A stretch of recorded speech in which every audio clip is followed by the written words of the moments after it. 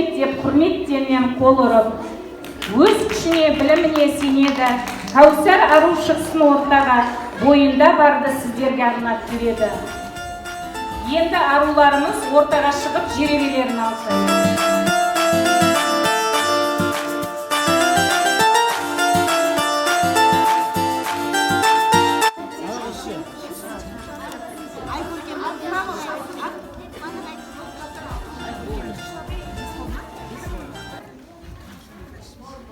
Армысыздар, басын дейіп сәлем бердім. Өнерді паш етуге мен де келдім. Намысы үшін үшінші Е сыныбының алдарында мен бүгін еркел едім. Қыз сынып байқауында сайнаймын мен, сыныбымның үмітін қараймын мен. Таныстырсам есімім Айкөркем ғой, сандуғаштай ән салып сайраймын мен. Қош келдіңіз көрермен, қыз сынына жиылып. Сөз анасы сәлем деп сәлем бердім иеліп. Тақпақты да жаттаймын, би-билеп әнде айтамын. Сыныбымның үмітін ақ сеніммен ақтаймын.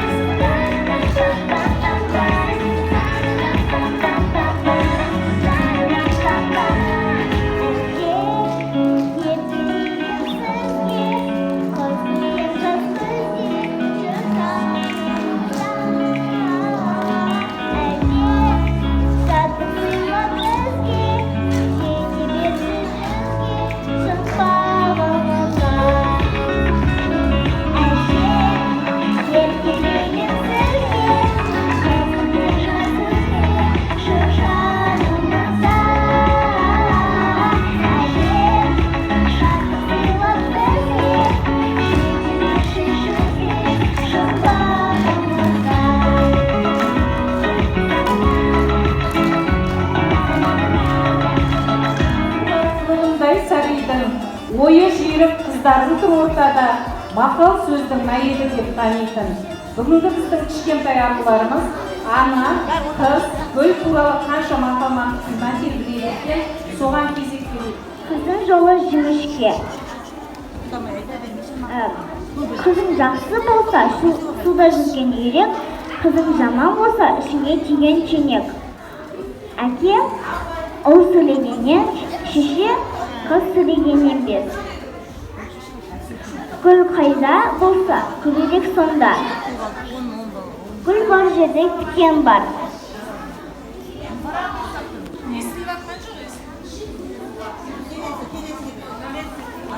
Отан елдің анасы, ел ердің анасы. Бұл көктемнің суреті. Мұнда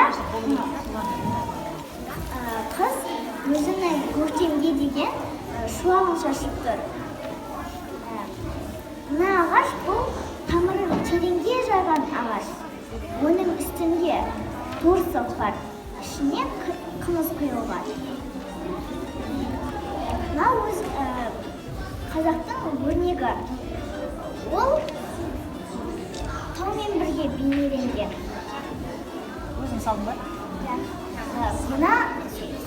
Мынау қар үй. Қазақ халқымыздың қар үйі. Бұл алмазды мозаика деп аталады. Оны кішкентай моншақтармен өзім суретпен бейнелеп жасадым. Өзің жасамақшы.